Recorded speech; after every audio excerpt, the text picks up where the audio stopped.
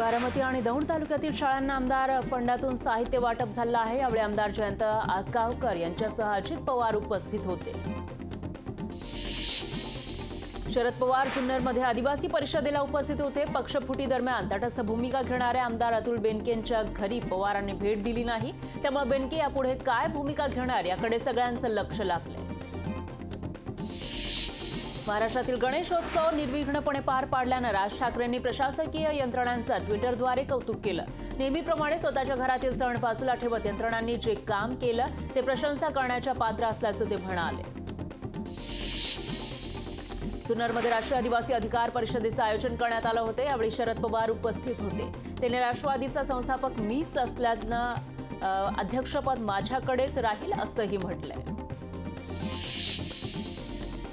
मुख्यमंत्र्यांच्या हस्ते बाघणीच्या बछड्यांचं नामकरण होणार होतं। चिठ्ठ्यांमध्ये आदित्य नाव आल्यानं मुख्यमंत्र्यांनी ते नाव देण्यास नकार दिला।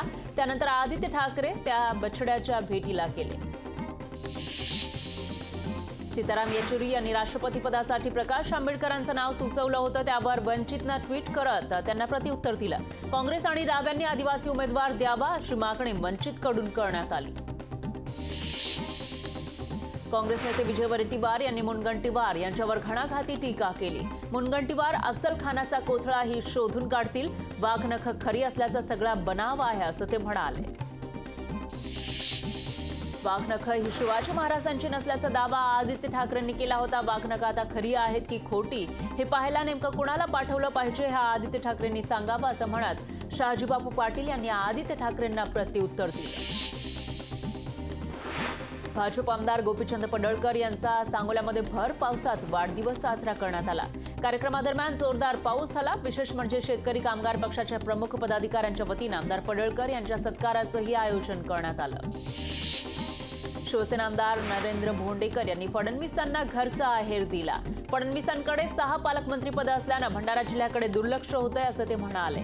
मंत्रिमंडळ विस्तारात नवा पालकमंत्री दिला जाईल असंही त्यांनी सांगितलं।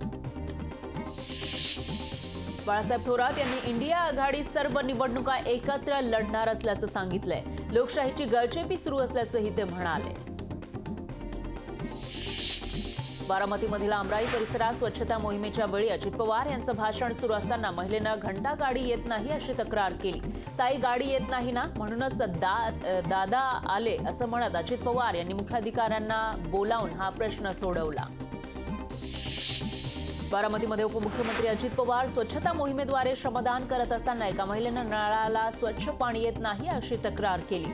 अजित पवारांनी मुख्याधिकाऱ्याला बोलावत तिची समस्या सोडवण्यास सांगितलं। जळगावमधील भूसंपादन विभागातील कंत्राटी भरतीमुळे नियमित भरतीवर कुठलाही परिणाम होणार नाही असं ग्रामविकास मंत्री गिरीश महाजन यांनी सांगितलंय। जळगाव जिल्हाधिकाऱ्यांनी काढलेल्या जाहिरातींवर बोलताना त्यांनी हे स्पष्टीकरण दिलं।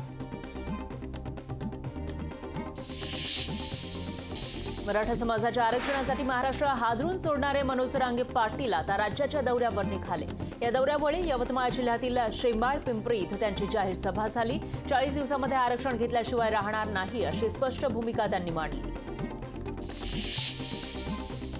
दिल्लीतल्या जंतर मंतरवर सरकारी कर्मचारी मोठ्या प्रमाणामध्ये जमा होऊन आंदोलन करतायत। काँग्रेसची सत्ता असलेल्या राज्यांमध्ये जुनी पेन्शन योजना लागू झाली आहे। या आंदोलनाच्या माध्यमातून मोदी सरकारनं सगळीकडेच जुनी पेन्शन योजना लागू करावी अशी मागणी केली जाते।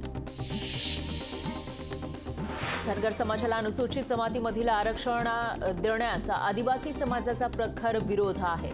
नांदगावला निषेध मोर्चा काढून रास्ता रोको या विरोधात करण्यात आलाय।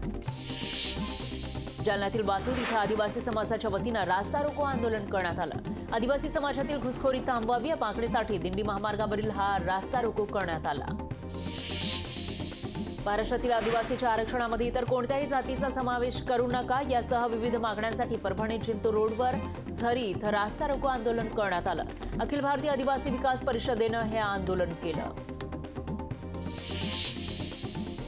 नितीन गडकरी यांच्या हस्ते लोकार्पण झालेल्या महामार्गावर डागडुजीचं काम सुरू झालंय। 2 दिवसांपूर्वीच केंद्रीय मंत्री नितीन गडकरी यांच्या हस्ते राष्ट्रीय महामार्ग 161चं लोकार्पण करण्यात आलं होतं।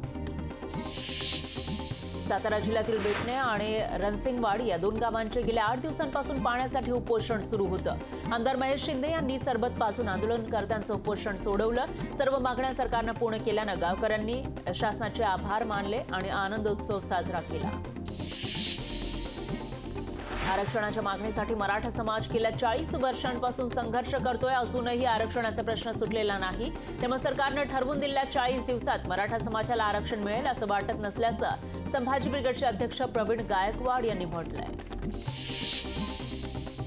कोकण रेल्वेच्या मार्गावरील 17 गाड्या रद्द करण्यात आल्या। पनवेल स्थानकाजवळ मालगाडी घसरल्यानं वाहतूक विस्कळीत झाली होती, त्यामुळे या रेल्वे गाड्या रद्द करण्यात आल्या।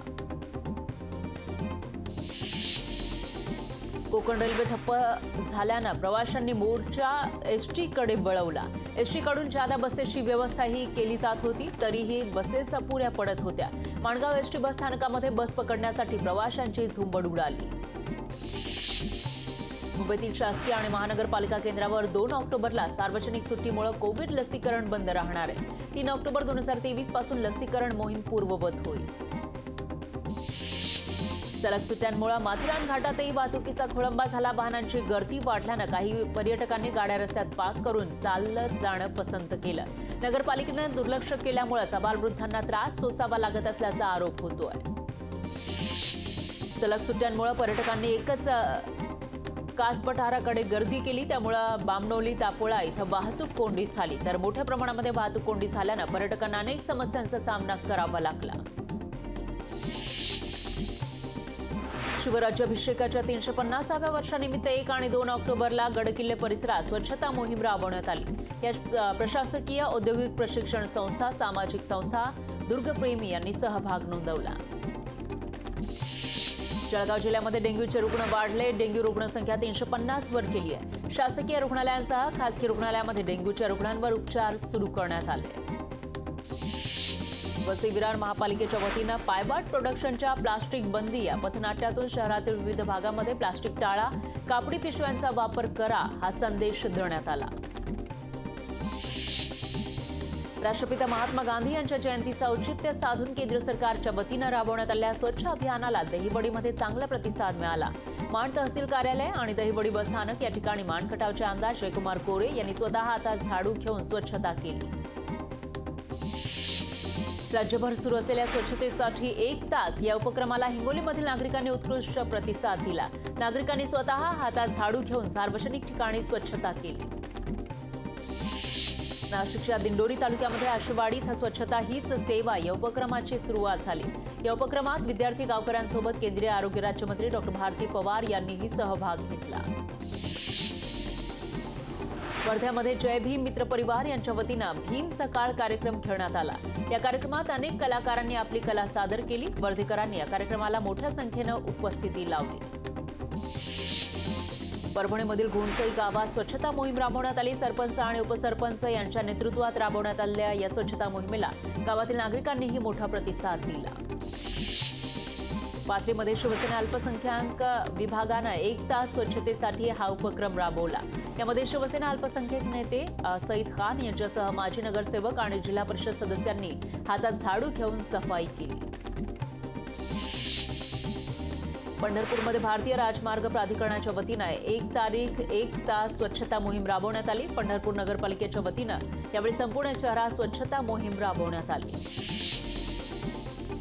मुंबई गोवा महामार्गावर दरड कोसळली। दरड कोसळल्यानं महामार्गावरील वाहतूक ठप्प झाली होती।